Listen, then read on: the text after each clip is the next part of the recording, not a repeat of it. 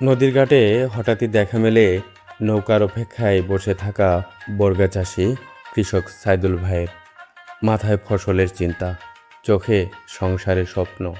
দিনের পর দিন অন্যের জমিতে ঘাম জড়িয়েও লড়াই থামেনি তার। কেমন চলছে এই কৃষকের জীবন? আজকের ভিডিওতে জানার চেষ্টা করব বর্গা চাষি সাইদুল ভাইয়ের গল্প। এই কৃষি কাজের সাথে জড়িত আছেন কতদিন যাবত? 17 বছর। 17 বছর। আগে কি করতেন? আগে 4-5 বছর লেখাপড়া করছি। 4-5 বছর লেখাপড়া করতেন, তারপরে থেকেই তারপরে তো কৃষি কাজ। ওগুলা কি নিজের জমিতে চাষ করেন? লিজ নেই, লিজ আর বাগি। লিজ আর বাগি চাইরে নিয়ে এক বাগি।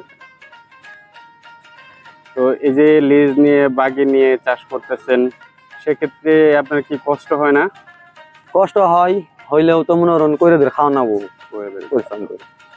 কষ্ট বলতে সেটাই বলছি, যেহেতু লিজ নিলে বা বাগি নিলে একটা অংশ জমির মালিককে দিয়ে দিতে হয়। সেটা যদি আপনার নিজের জমি থাকতো তাহলে হয়তো সেটা দেওয়া লাগতো না।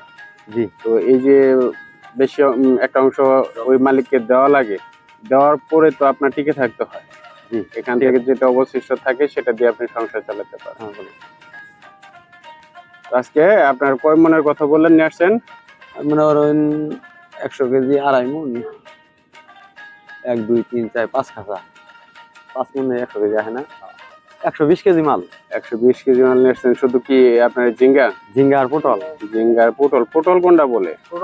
এই আপনি লাম্বাটা আর আছে খাটাটা নাই, লাম্বাটা লাম্বাটা চিচিঙ্গা। এটা পটল বলে না চিচিঙ্গা বলে? চিচিঙ্গা।